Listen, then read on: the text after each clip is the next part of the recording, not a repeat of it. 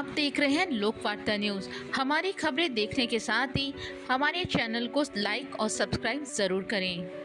राजस्थान अपने ऐतिहासिक महलों और किलों के लिए पूरे विश्व में मशहूर है।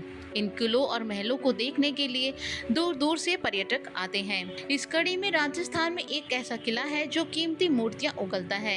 आज भी खजाने और मूर्तियों की तलाश में लोग इस किले को खोदते हुए देखे जाते हैं। इस किले से जुड़ी एक कहानी है कि राजा ने सर्कस दिखाने वाले नट के सामने एक शर्त रखी थी और वो शर्त जीतने वाला था, लेकिन उससे पहले रानी और उसके बेटों ने नट के साथ छल कर दिया। इस छल में नट की मौत हो गई। इससे दुखी नट की पत्नी ने राजा को श्राप दिया कि उसका किला और राज्य सब बर्बाद हो जाएगा। उसके बाद ये किला बर्बाद होता चला गया।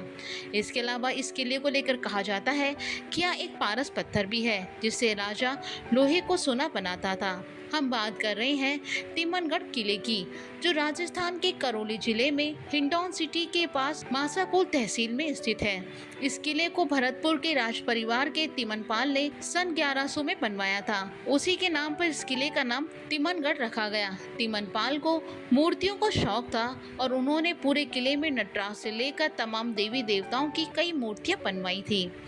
इसमें अष्टधातु और पत्थरों की बनी मूर्तियां भी शामिल हैं। किंवदंतियों के अनुसार एक बार एक राजा के पास एक नट आया। ये नट रस्सी पर चलने का करतब करता था। एक बार राजा ने नट से एक पहाड़ी से दूसरी पहाड़ी पर रस्सी के सहारे जाने के लिए कहा। राजा ने कहा, अगर तुमने ऐसा कर दिया तो मैं अपने राज्य का आधा हिस्सा दे दूंगा। इसके बाद नट ने राजा की शर्त मान ली और रस्सी पर चलना शुरू किया।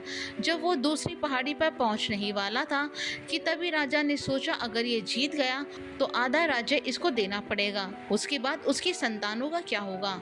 ये देखकर रानी ने तुरंत अपने बेटों से कहकर रस्सी को कटवा दिया। रस्सी कटते ही नट नीचे गिर गया और उसकी मौत हो गई।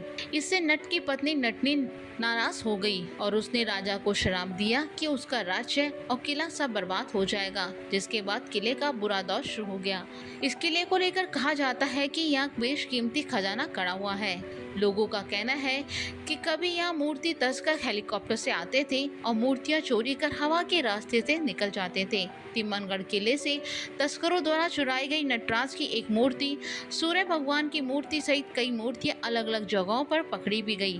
कहते हैं जब मुस्लिम और मुगल शासकों ने जैन मंदिर को तोड़ना शुरू किया था, तब उनकी मूर्तियों को भी बचाने के लिए तिमनगढ़ किले में ही जमीन के नीचे दबा दिया गया था। लोग इन सब मूर्तियों की तस्करी करते हैं।